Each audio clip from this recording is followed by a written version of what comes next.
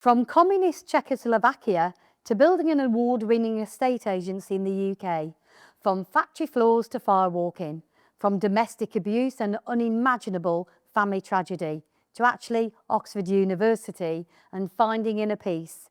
Today's guest knows what it means to lose everything and rebuild not just her business, but herself.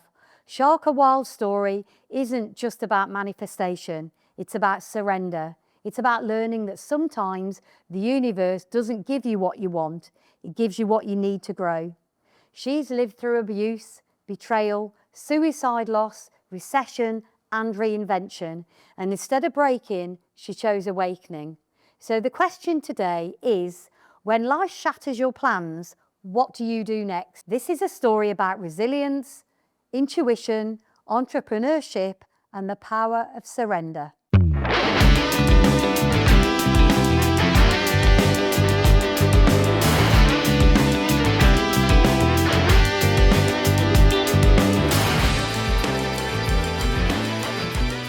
Hello everybody, today I have the absolute pleasure of being joined by the lady who everybody will have seen. If you're anything to do with property and you watch somebody going up a mountain, it's this lady here.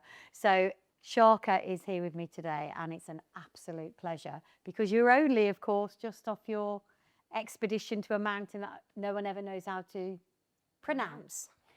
So the reason you're here, obviously we'll talk about that, but there's a few things I want to talk to you about, if that's okay. So I looked at you and I thought, okay, the word reinvention is you, isn't it?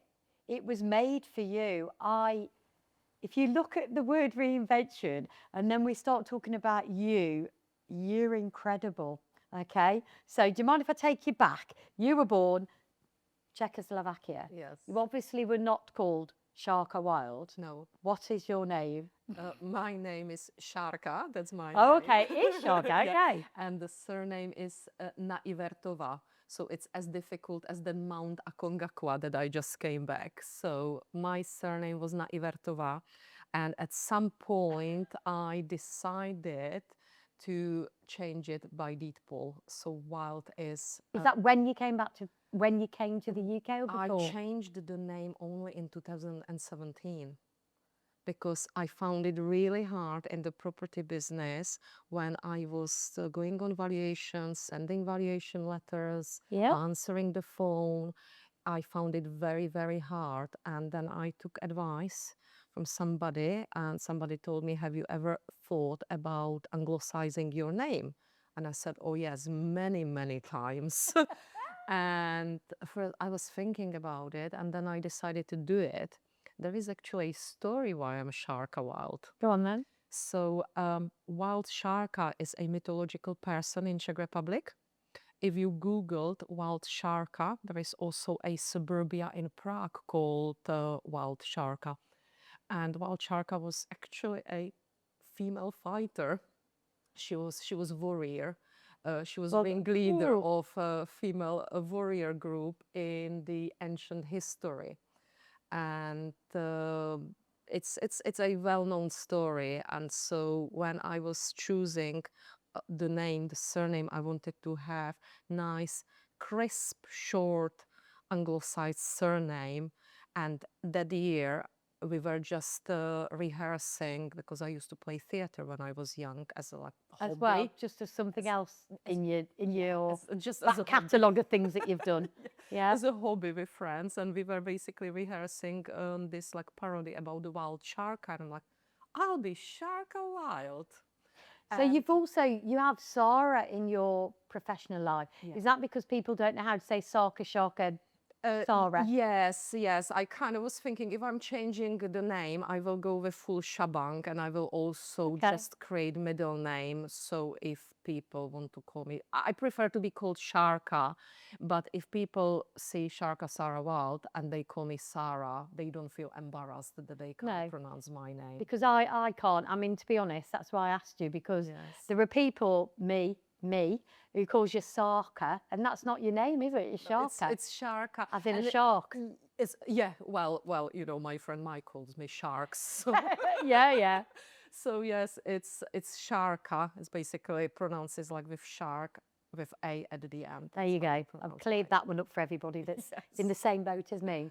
So you were born in Czechoslovakia Yes, back then it and was you're now here. Czechoslovakia. So there's a whole gamut of things that went on. So there's an interesting thing that I read on the book, because you are writing a book and Yes. you have written part of a book. So Yes. for anybody that would like to know about this after hearing Sharka's story, then please just reach out to her or I, and then we'll give you that. But you, and it was, this is what stuck with me, okay? And it is, you had a saying, once born under the table, you always stay under the table. So I'm going to repeat that. So once born under the table, you always stay under the table. That's something that is a belief that, That was a very limiting belief that I had as a child, that came from the culture that I was brought up, which basically was, um, you are working class girl who basically is not from rich family, who is from family who is working class, not much money. You can't just be whatever you want. You can't be businesswoman, you can't be this or you can't be that. And that was limiting belief that was instilled in me as young person. And I just got to certain point of my life. Was very lucky that communism fell down when I was a teenager, and I got to point of my life where I came across the American company that I started selling some products with. It was yeah, multi-level marketing company, and they jumped into us all this positive thinking. And I point blank refused to stay under the table. So I had to work a lot on my self-limiting beliefs over the years. And also, one thing about me is tell me I can't do something and I will prove you wrong. So I basically just went against the grind. I went originally against my family as well in terms of like how they would want me to be, yeah, and just made the life for myself as I wanted it to be, which obviously always didn't happen as I wanted it to be, because life takes you different it does, yeah. directions, doesn't it? But I just refused. So when you were in Czechoslovakia Yeah. and you were working for the American company, and then because you're very into affirmations, you're very into the power of positivity, Yes. which you can see that when you listen to you talking, you can see that where that takes you. So you're one of, there was you and your brother, Me and my brother, yes, yeah. we are two So and all siblings. the rest of the family are not these people that this must have been so alien to them. So you're, let's use the now what moment. So that to me was when your life just started to turn, Yes. when you looked inward. Yes, yes, very much so. And it was those realizations that I can actually have what I want in life, but I have to change my beliefs about it. And it was when I think back, when I kind of like feel myself back into this, say, 17, 18 or Yeah, years old. It was quite scary. It was absolutely. very scary, and you are also, as I said, going against the grind. You are going against your family, Yeah, how they would like to see you. yeah, And my family has been always very supportive. But I had to change that family mentality. I had to come to my parents and say to them, that's what I'm doing, because they were conditioned to be scared. They grew up and lived all their life in communism. yeah, And communism as ideology, this is that great idea that everybody will kind of be provided for. yeah, But it doesn't work because people are different and people have been pushed down, when obviously Soviet Union started occupying us in 1968. People were cut off from the West. People couldn't do things. And so when you condition someone to live in fear and then you bring something new, you come and you say, actually, now you can be entrepreneur. Now you can do what you want. yeah, you can lose the job. You know, people get scared. I think there was this study where the elephants could be wild animals, but if you keep them too long confined, Yeah, they never run away yeah. because they become conditioned and scared. Isn't that communism? That's pretty much communism. You know, Yeah, it people is. people got conditioned, and so imagine then communism fell down. It was, I think, very traumatic for the generation of my parents because all of a sudden people were losing jobs and they used to have job, Yeah. you know, artificially created perhaps often. And then I come and I say, I'm going to do this business. And I had, since the age of 17, I had full-time job, and all my businesses I ran part-time because I was Was conditioned. it sewing?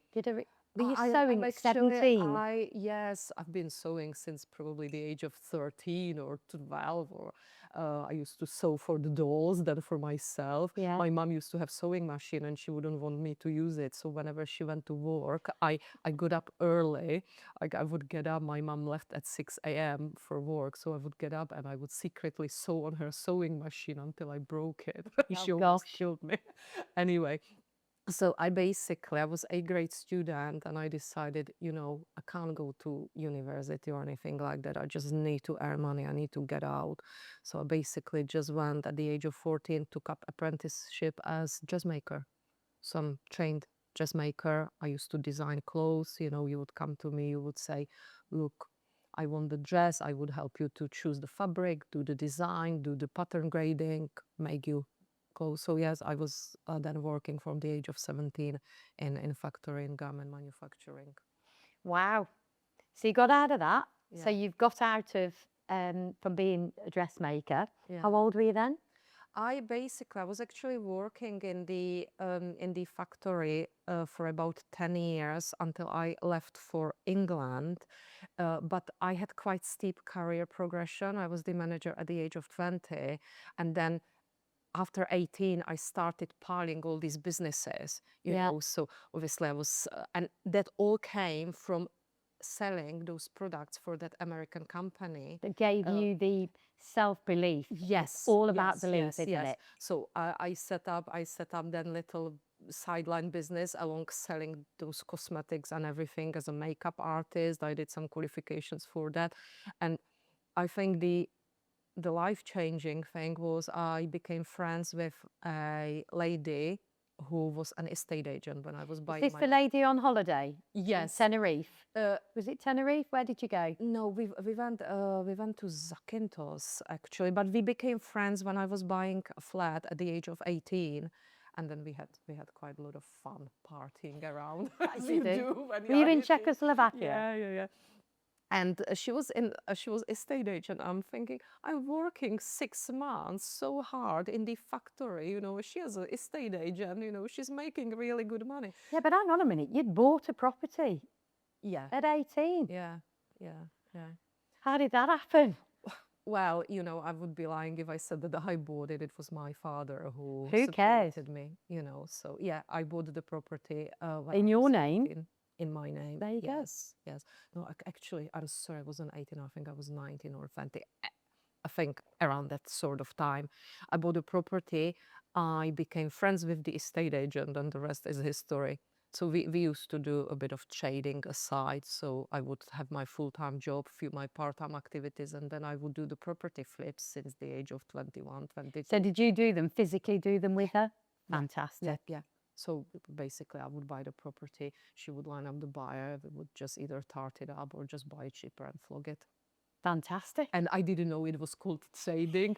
It's just a bit of cash so girls can have fun. Fair enough. Long time ago, Sharka, a long time ago, different country. Okay, so then I read you went on holiday and then you met somebody, as in people, you got friends with people. Yes, yes. I went on this holiday, and there were these people saying you would really do well in England. And at that point, I was pretty much. It was after my arm got broken, and when that arm got broken, I just went for holiday with my girlfriends, and I was for about 8 months manifesting how I'm going to move abroad. because I'm thinking I'm going to move abroad. Can I ask you to pause that a minute Yeah. because we've left a little bit of a chapter out, Yeah. which is not going to define you, but I do want to talk about this Yes. because you were a victim of abuse in an abusive relationship, shall we say, which resulted in your arm getting near enough smashed to bits. Yeah, So very much so. then you found the strength to leave after that episode, I presume. Yeah. You came out of it, and then this other person started to come out of your life, come out of the ashes. You're like a phoenix rising from the ashes. Yes, very much so. When I yes. read your story, that's how I envisaged it. Yeah. So you then went on holiday. Sorry, I'll get back went into on that holiday, story. and basically on that holiday, I was basically offered to come to England and work. And I was thinking, this is my manifestation. Yeah. This is the time. That was my now what moment. So At you that knew it was. point, I knew, You I knew. felt it. Yeah. I was giving up the safety net. I was well networked in my home city. Yeah. I knew everybody there. Yeah. I had job, I had business, I had apartment, I had car, I had everything that the young girl could want. Yeah. But I had the dream Yeah. to move abroad. And so when this opportunity came, I left everything behind, packed my 2 suitcases, and flew to England. And how did your family take that? They were concerned again. Mm. They were concerned naturally. I think they were hoping that it would be just like 1 or 2 years stint. Yeah. And I come back, and 21 years later, still here. Yeah. And so they were always very, I would think, very brave not to really stop me doing these things. And I spoke to my father quite few years after, and that always said, of course, we would like you to be at home, but I rather you do what you want and be happy than be stuck here. That's and being be a parent, miserable. isn't it? That's be parent. So what about your brother? What does he do? Is he still in Czechoslovakia? Yes, yeah, he's in Czech Republic. He's got his own business. He's different to me. He's very, we are like chalk and cheese, absolutely chalk Yeah. and cheese. He likes, obviously he likes living there. He wouldn't move abroad. course. He's very successful. Is he younger or older? He's younger, well, a year and a half. So Yeah. I'm still the older sister. You're the oldest, yeah, of course you are. So this is where your entrepreneurship comes in, because you moved to the UK, a bit like David, across from the Cameroons, obviously from France, because it's a big thing, isn't it? It is a big thing for both. So you moved, and then you did everything by the sound of it. Yeah. Anything and everything. Anything and everything. What was very disappointing, because I had a very good curriculum by the time I left. I was working in the company where I started as a sewing machinist. I was working as an international production manager. Yeah. And I was working with Italian market. I also learned Italian along the English. And so I was hoping when I was coming to Britain that when I send my CV to a few companies that I will land the amazing job in London. Of course. And it didn't happen. And so Because everywhere's paved in gold in London, of course. of course. So I basically was living initially in Buckinghamshire, and then ended up having a job in Oxfordshire in Bicester Village. I was thinking this is the next closest thing. I just loved the vibe of Bicester Village. You actually really like Oxfordshire. That's your place now, isn't it? I like it. I love where I live, because I live kind of like on the edge between Cotswolds, Oxfordshire, Warwickshire. Nice. And I really love it there. But I have also another very, very favorite place in England, which is Peak District. I love mountains, Yeah. if you haven't gathered. If I hadn't gathered that already. Mountains, water, that's pretty much Yeah. that's pretty much me. But I somehow, again, by fluke of luck, I could have ended up anywhere in Britain, but I ended up on the border between Bucks and Oxon, and I had to do something, because I originally had the job that was part-time. I was thinking I just need to do something. Those offers, after I sent my fantastic CV were Yeah. not coming. Yeah. I wasn't getting even the interviews invites. So I basically just went around Bicester Village one afternoon, dropped my CV, and then I got immediately call and I got offered job there. And the lady who offered me job, we are still friends actually. After those years, we are connected on socials and saw a couple of times each other for coffee. And she offered me job straight away in one of very nice boutiques, and spent 2 years there before I ended up working in London. I was going to say you were in Knightsbridge, weren't you? Wow. So in Knightsbridge, what did you do? Not that it matters to this the Yes. story of you, but I was working as operations manager for fashion company of one Italian billionaire. nice. So it was all the A-listers, Queen's Wow. family, royals, football players. It was incredible. High end. It was very high end. And that's also where I learned that every person who is wealthy has got their investments in property. Okay. So So that's what scratched that itch then. yeah. So then you left there, presumably you left there and then set up an estate agent? Yeah, company have changed their operations and restructured, and there was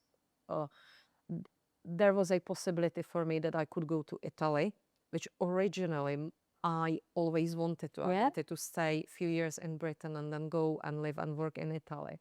But by that time, my ideas a little bit changed, and I decided I would stay in Britain.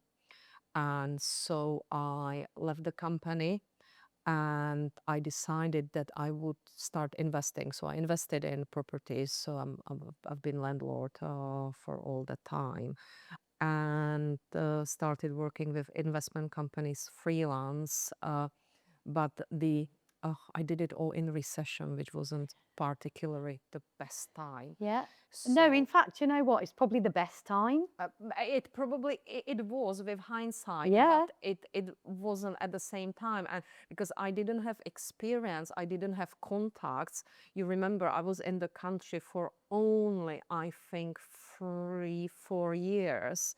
So, and I was employed in London, which is quite microclimate. Yeah. And then I was thinking what I'm going to do. And again, something happened as you manifest, and I ended up basically landing this contract for the government as the interpreter. So I was Oh my basically God. interpreting for the government agencies, which was great because I got great understanding of HMRC, DWP, everything. You know, I could talk to you about benefit claim when you woke me up at midnight. You know, I would be able to tell you exactly the questions. I used to go to hospitals, sometimes prisons. So, Yeah. but the good thing about it was because I was freelancer, I could just work whenever I wanted, Yeah. and therefore I could build my knowledge in the property. And at that point, I was advised to go to networking events. Believe or not, Angie, I hated networking events. Good God, you're the queen of it now. I couldn't bear. Like, I remember there was this one networking event in Berkshire. I walked in. I was so scared of these people were looking at me. Oh, hi, I'm Peter, and I'm property investor. You know, who are you?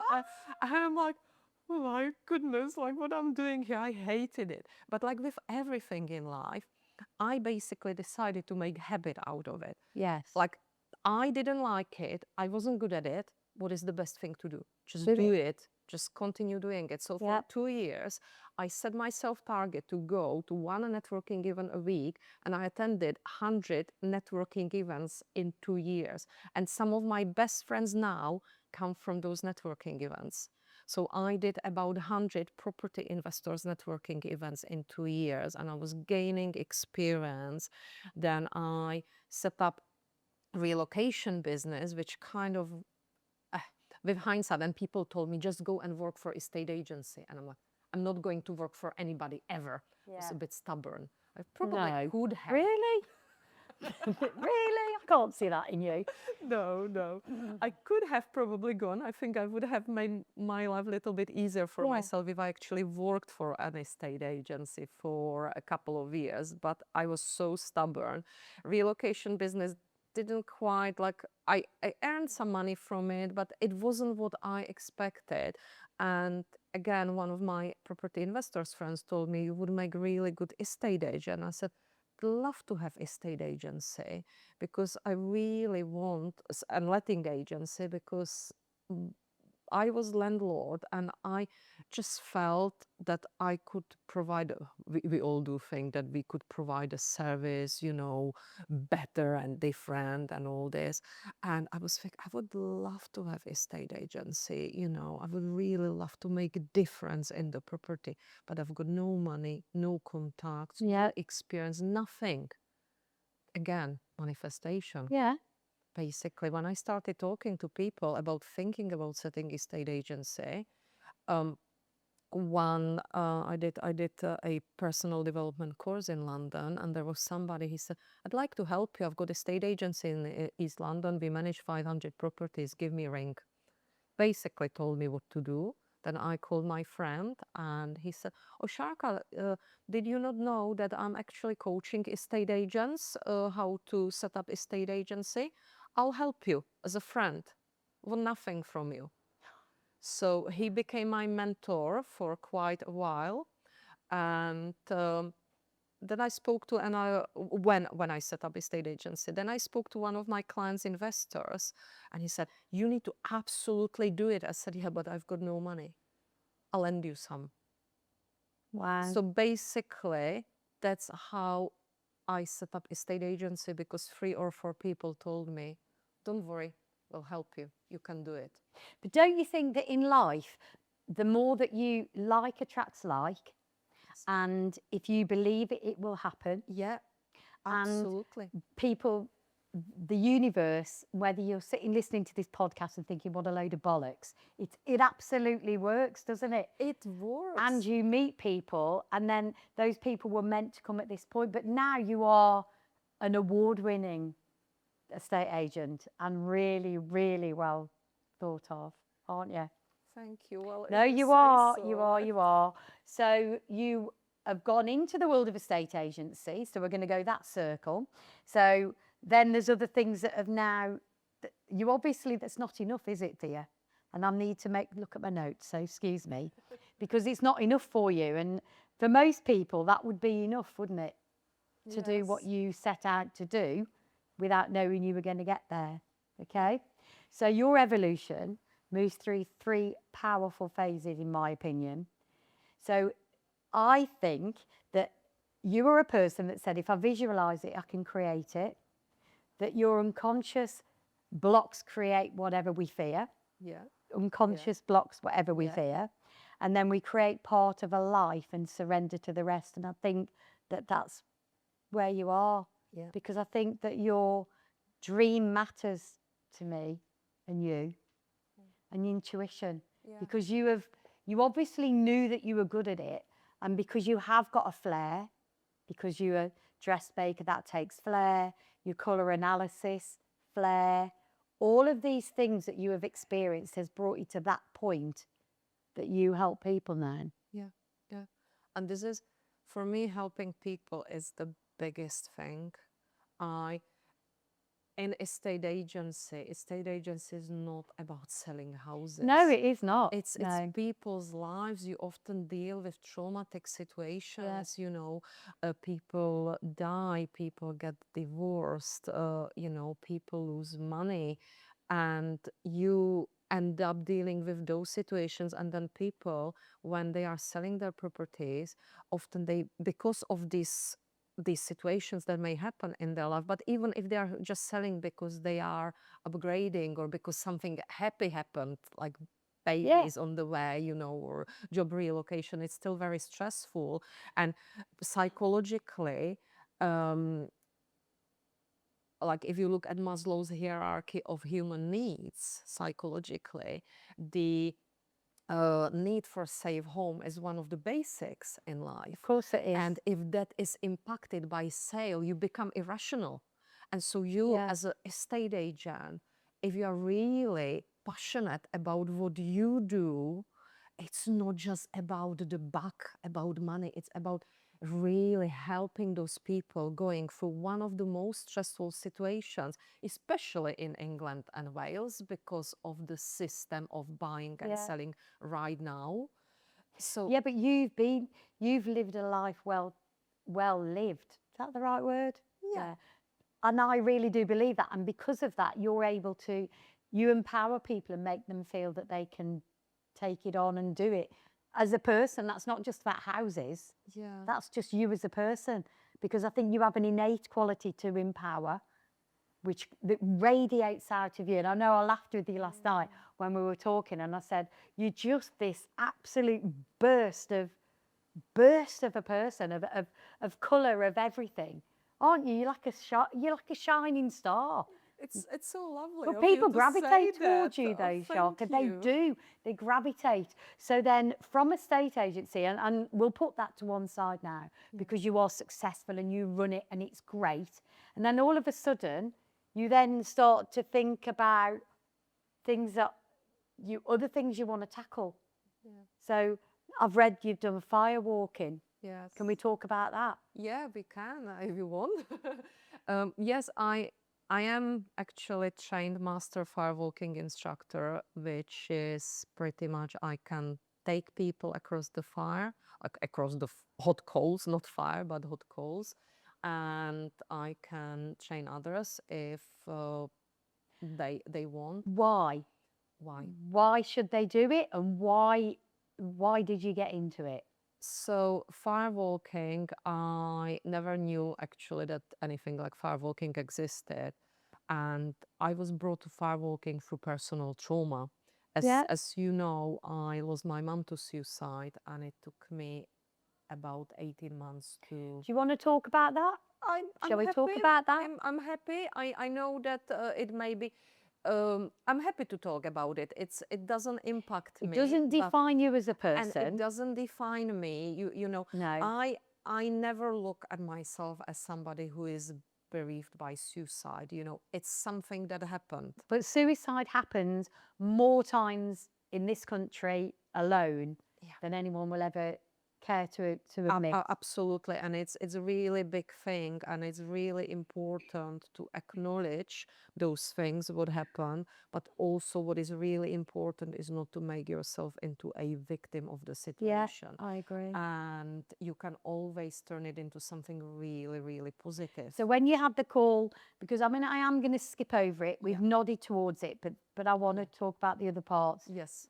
Because there are people listening to this podcast who have been affected by suicide in whatever way. Sorry, excuse me. And then I know that your brother rang you to tell you. Yes. Your mum was in Czechoslovakia. She chose that route, and that's what happened. Yes. So then from that, now what moment did the part of your healing was this? Part of my healing was firewalking, and I fell into it. As you Not literally, fell in the fire. No. Yes.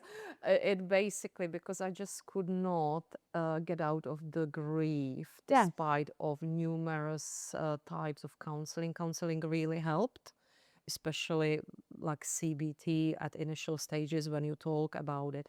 But then a friend suggested that I go on a retreat that would really help me, not just with my mom's suicide, but with other stuff. Because I never realized over those years that I was subconsciously traumatized after what happened with my arm. And I went on this retreat and I ended up firewalking. So you retreat, because I know that personally, after speaking to a few other people, talk to me about the retreat and what that entails, because it's a bit like saying, I had somebody on this on one episode of my podcast talking about counselling, and I said, can I talk to you about counselling? Because people go, fucking hell, counselling? Oh, will I be lying there and crying? Well, yeah. So, but it's not as scary as people think it is. No. Or so I think it was 3 days retreat, and firewalking was just a part of it. So is it a retreat for bereavement or No, for? it was just retreat for people who wanted more from their life. It wasn't anything to do with bereavement. Right, okay. It was And the person who ran those retreats, he became my coach and mentor for a few years, and is a very good friend of mine now.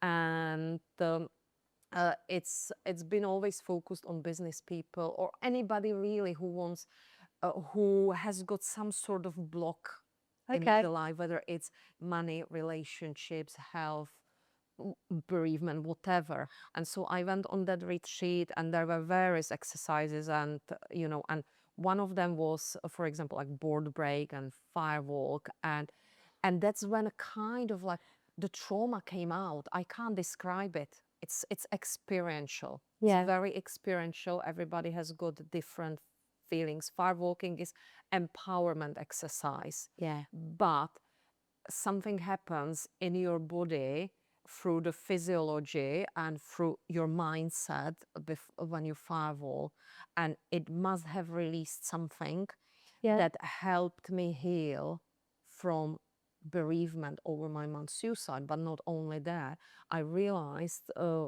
at that point that there was a trauma from my arm, and it really helped me to come in terms with what happened, and the healing started from there.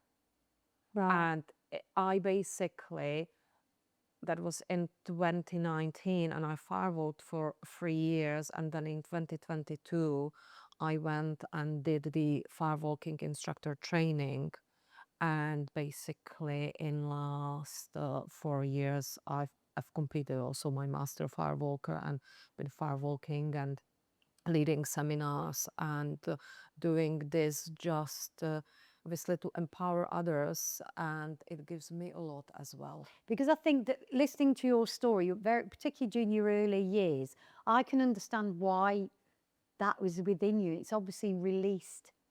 It releases it all, doesn't it? It for you? does, Angie. And one thing is, I just recently completed degree. I did a degree at Oxford Brookes from coaching and mentoring. And, Yeah. the degree is specific. It's a great degree because we did all the psychotherapeutic dimensions. So I studied various psychotherapeutic disciplines during that degree, and I am a great believer of the connection between mind and body. Mm. So if you have, for example, say CBT therapy or business coaching, Do you want to explain what CBT is? CBT is cognitive behavior therapy, Yeah. where you are taught to alter your thoughts, behaviors cognitively. Because And you are what you know, yes, aren't you? yes, basically. So it's reprogramming your It's brain. reprogramming your Yeah. brain. But then often, say, look at business coaching. You go to a business coach and you will achieve things. And then somebody else goes to a business coach and they may not achieve things. Yeah. It's probably because that cognition is not enough. There is something probably subconscious, Yeah. and it's in your body, and you don't know what you don't know. You don't know that there is something if you don't know about it. Yeah. And so I am a massive, massive fan of the combination when it comes to coaching, empowerment, mentoring, of basically working the two, Yeah. because and that's when the experiential stuff such as firewalking, breath work, and everything else comes to play, because it releases something without you knowing, and then the cognition clicks. That's why I would never say to somebody, oh, don't do counseling, do firewalking, don't do firewalking, do counseling. You Yeah. cannot really pinpoint to the person to one thing. You have to look at the person holistically, Yeah. and see what works. I know that I just went a little bit off tangent. I don't mind you going but off piece for that, to be honest, because it's such a fascinating thing, isn't it? It is. And in fact, I was really, really lucky when I was doing my degree that my program director actually allowed me and suggested that I do my psychology module on psychology of firewalking. Yeah. So I'm probably the only person That you know of. that, well, I know of, but I've been told that I I don't know, but I was told that I'm the only person in the UK firewalking instructor who has produced academic work on firewalking. You know, there may be other people, so I wouldn't make it as a claim. But Can I tell you, you're on your podcast about you, so you can say whatever you want. But wow.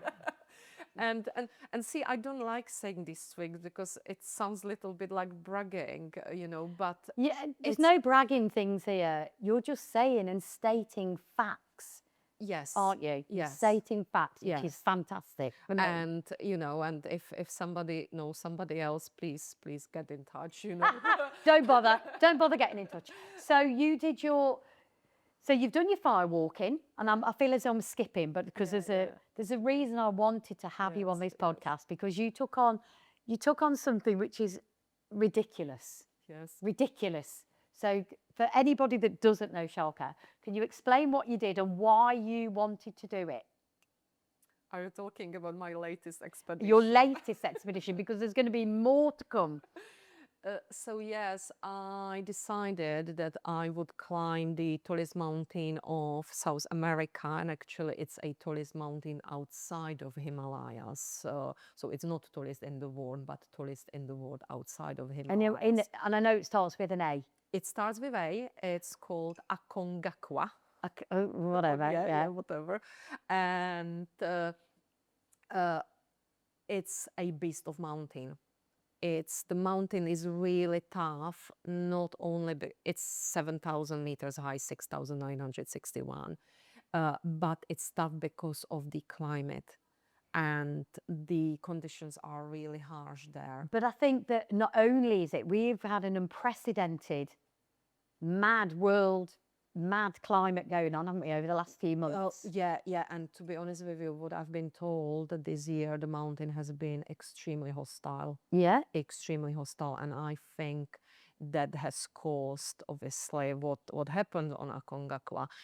But I did that because this is one of my metaphors in life. I think that if the going gets tough in life, all you need to do is to put one foot in front of another. Nice. And on high altitude mountains, that's all you need to do. You go slowly. You Yeah. don't rush. You don't run. You go very slowly, and you don't basically focus on anything else than just putting that one foot in front of another. And as you know, I am a massive believer and supporter of Property Mark Trust, which Yeah. is the charity for the estate agents who are members of Property Mark and need help. They support people in the need, whether it's mental health issues, physical issues, financial issues. Yeah. And it's amazing charity, which I wish I knew about when I was going through difficulties. Yeah. And so I decided I would raise a bit of money for Property A bit of Mark money, yeah. A Trust. lot of money, yeah. I was absolutely gobsmacked when I started rolling this fundraiser. I'm still gobsmacked, and all I want to say, I feel extremely humble that so many people supported that fundraiser, because what has happened, somebody actually just donated 2 days ago and fundraiser is closed because people still donate. Yeah. We raised collectively, including gift aid, we raised over £25,000. It's incredible. My target was 10, and I was thinking how I'm going to hit the 10. Yeah. And when I started speaking to people, and also I've never ever in my life put myself out there with my story so much like last year. And it was scary, because it's really scary. As I said, I never looked at myself as a victim. I don't want people to feel sorry. I don't want people to feel sympathy. I just want people to understand, obviously, but I am not the type of person who would be happy with people feeling sorry for me. I don't think anybody that meets you can ever feel sorry for you. They just feel empowered, and that they could just go and do that fire walk with you. You make me want to go and do the fire walk. You should, and you will. So talk to me about, so I know that you went on, sorry, I'm Yeah. feel as though I'm skipping your story, but you trained incredibly hard for that. Yes. Incredibly hard. So how long was training for? I've trained for last 12 months actually. Since I agreed with the trust that that's what I'm going to do, I started training, and then obviously, yeah, for 12 But you're months. quite a fit person anyway, aren't you? I am, but Yeah. I really gave it all Yeah. last 12 months. Gave it absolutely all. So then you got on your, we all watched you as you got on your plane and off on your journey. Yeah. Then what? And then what? We obviously started checking and everything was fine. I was very, very excited how well I was acclimatizing. I had basically my friends, Megan, Harry, and Mike, who Yeah. were supporting me, doing my PR. Doing your PR, yeah. So, because obviously we didn't know how it's going to be with the signal. If on you the ever mountain. want a trio of people to do PR, they ought to do it. Let me tell you guys, you're missing a trick. They were amazing, weren't they? They were amazing, keeping us up to date. I am so grateful to them. It was Yeah. just amazing. And no, that wasn't. It just happened. We kind of. I think everybody wanted to be on Team Sharka, didn't they? It's one of them. Everybody wanted to join it. Yeah, it was just amazing, you know. And so they basically were giving you all the updates, and I was messaging them. I said, guys, look, that's what I'm doing now. It's going extremely well. And then I developed quite severe stomach issues. Yeah.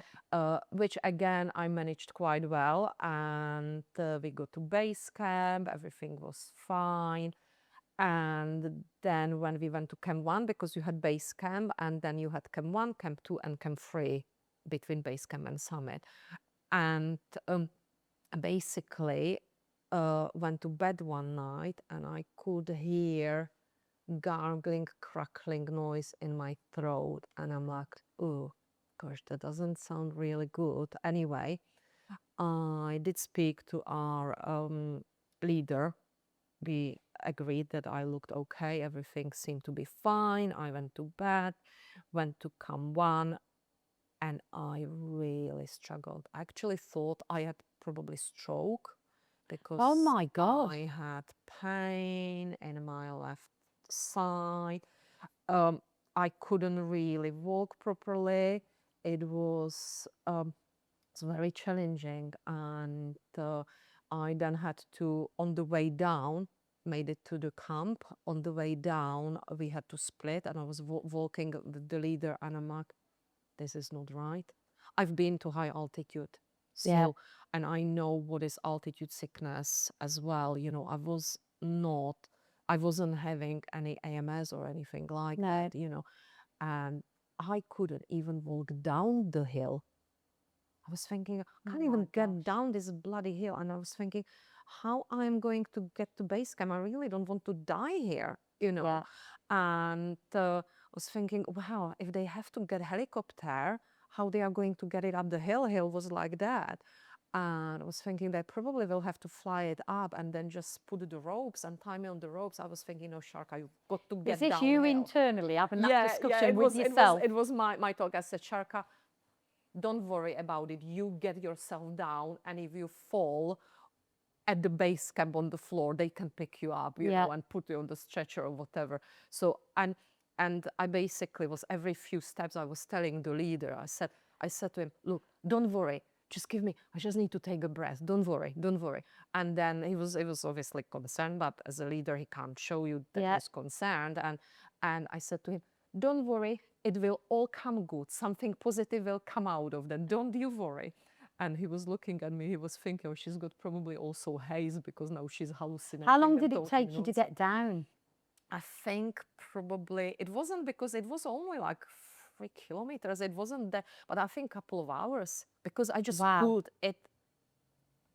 I have to tell, on high altitude, you walk really, really slow. And I got myself down. I went to the medical tent. They did all the testings and everything. They suggested I rest, and that I basically, at that point, nothing showed up, but they were concerned, obviously, about that pain and everything. So they said, rest. If you are going on acclimatization track tomorrow, if you feel well, go only if you feel well. Yeah. But if you do go, if you feel bad again, come immediately back.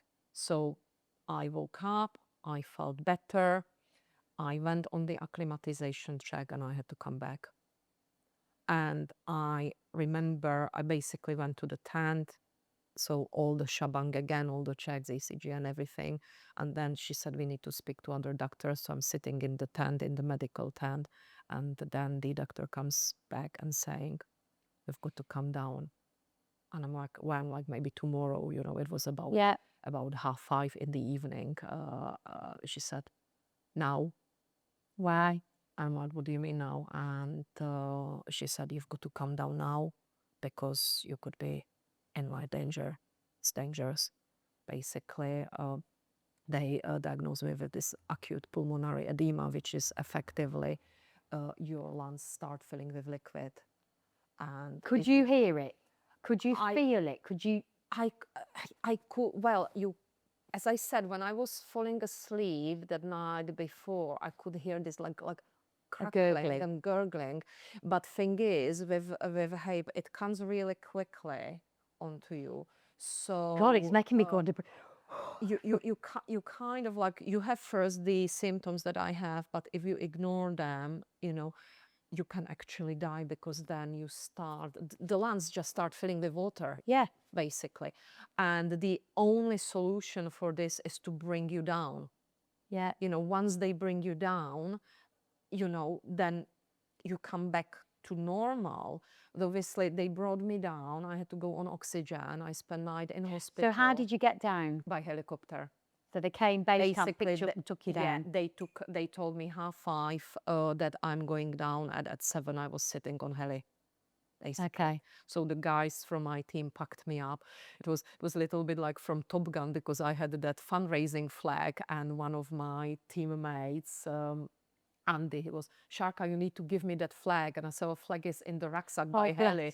And so basically helicopter was coming down to pick me up, and I opened the rucksack and I threw at him the flag and a couple of Coca-Colas that I had for summit night. And I said, guys, you enjoy the Coke and make sure you take the flag, you know, and then they were shoveling me on heli. And I'm like, all I'm doing is just waving, you know, like from Top Gun. And so that was pretty much it.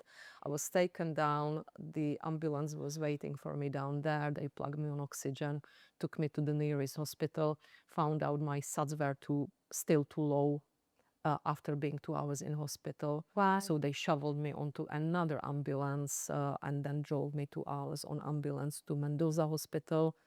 Brought me to the hospital at 2:30 in the morning, kept me on oxygen, did all the checks, decided to release me in the morning. And I think they released me too soon because I had episode within 24 hours because they gave me corticosteroid injections and everything. So where were you when you had your episode? In hotel. On your own? On my own. Oh, good Lord. And luckily, talking about lovely people, there was amazing hotel manager, and she called me when I was brought from hospital. She knew what happened. She said, we are here for you if you need anything. And when I had the episode, I ran downstairs with my handbag, just called that, shouted at them, get me ambulance, get me to the hospital. God. She threw me into her car. She drove me. So you know you're on about an episode. What happened? I basically couldn't breathe. Jesus. Couldn't breathe. I felt I was going to faint. First, I was thinking maybe I'm just having panic attack, you know, after the event. So I lie down, I did my conscious breathing, I tried to just do anything. But then I started feeling that I'm going to pass out, you know, when you know you're going to faint. Yeah. So I basically ran straight downstairs. Poor cleaner in the corridor thought, you know.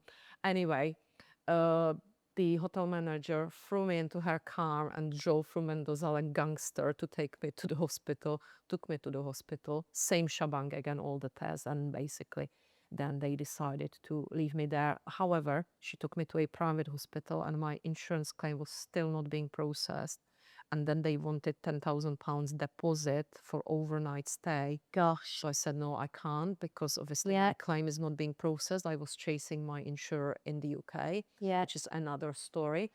And basically they said, so you need to go to public hospital. At that point, I had tears in my eyes. They shoveled me to this public hospital. I wouldn't wish this on to enemy. Money was stolen in that hospital from me Oh my in God. enclosed cardiology unit. Ended up being there for 3 days, 2 nights. Was absolutely horrendous experience, absolutely degrading. But my hotel manager, my new best friend, hotel manager Jasmine, she took care of me. She was visiting me in that hospital. She sent Wow. her account manager to visit me. And basically, I was supposed to move into different hotel, and she decided to keep me in her hotel on the basis that I don't have anybody in Mendoza, so she can keep God, what eye an on me. amazing woman. Oh, we became friends. You gather friends everywhere, don't you? Yeah, Wow. so she was absolutely amazing. She looked after me when I got released. She, like, when I felt better, she took me for the day, like to basically to the lake and for the Nice. meal, and she was amazing. So when did you come back to the UK? Last week. So, I mean, this is brand new, isn't it? This is So brand out new. of all the things you've ever done, Sharka, was it the most grueling? Is that the right word? Was it the most leveling? No, What do you it think? wasn't grueling, and I tell you something. I think I don't get usually worried about myself. It's true that on Aconcagua it was first time when I was thinking, "Gosh, is this it?" But Yeah. it was just when I was coming down. Um, but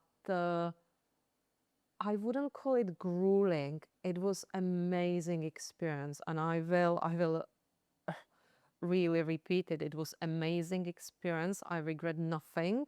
I Good. wouldn't change anything. Yes, I would have liked to get to the top, but sadly nobody did from our expedition. But See, that's interesting, isn't it? But I think that is to do with the conditions as it's well. conditions, and it is brutal mountain. Yeah, yeah. As I always was telling people, the chance of getting to the top of Aconcagua is only 35 to 40%.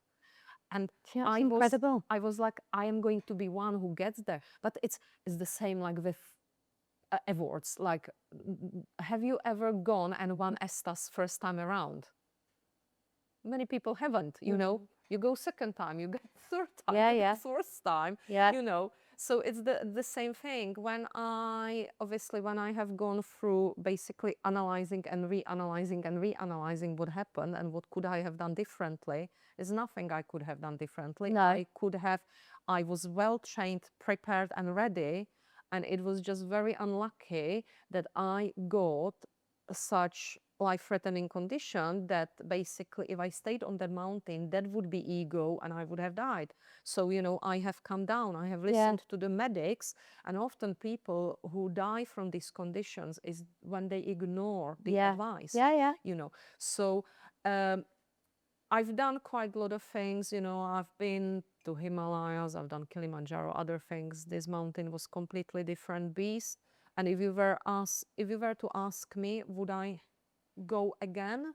What do you think my answer would be? Well, I know what the answer is. Yeah, exactly. I would, because it's just like with everything in life. I never risk my life. Like, I don't, every risk I take is always calculated risk. I always say, if you sit at home and do nothing, something like let's put it this way, I think when your time is up in life. Of course, you are not going to just walk into the road without looking. You have to have certain element of fear in you to protect you.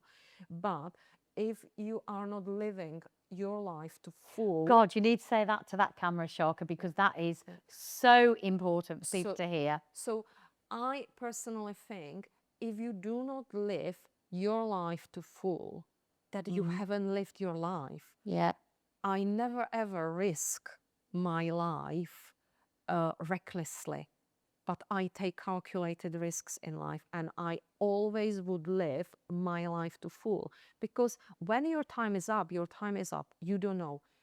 You can sit in your house, and if your time is up, something will happen in that house. And I was always telling this to my father Yeah. until there was a case a few years ago in Italy where there was, I think it was like a highway bridge across some city or Oh, town. And oh, yeah. you will know. And Yeah, yeah. basically that bridge fell, and basically cars and lorries crashed into this building Yeah, of block of it flats did. and killed people who were Yeah. sitting at home. Yeah. And I remember I said to Dad, see, I am making my point here, because Yeah. this was tragic event, but again, you could say, oh, if I have only gone out to the shops or for a walk in a park. That's why I say always live your life to full. Assess any risks, look how you can protect yourself, but don't stop fear stopping you. That's all I can say. Wow. Well, to be honest, I think there isn't anything else to say. What a perfect way to finish. Now, as you know, I do animals with everybody. So I've studied you. So this is what I'd like. You tell me whether I've got this right, because you are so many different people in that bubble of you, aren't you? You are. So I think you're primarily a lion, highly driven and achievement orientated. It's about achieving. You're entrepreneurial and decisive. You've moved countries, you've started your businesses. Strong leadership and determination, action taker despite fear. If it's right for you, it doesn't pass you by. I think that's, and then lions, you thrive on results, you move quickly, you take control of your own destiny, and you lead from the front. And the secondary is your dolphin.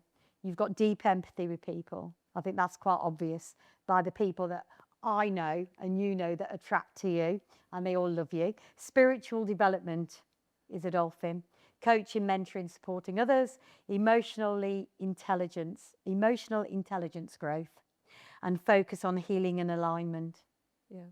And I think, yeah, that's it. Absolutely. That's you. I think Nigel Risner would agree. Yeah, I'm sure that he would agree. I think Yes. you are an incredible person, and it's not now what, it's what now. I think that's you. It's what now. I actually think you're right. Sharka, it's been an absolute pleasure. So, thank you. Thank you.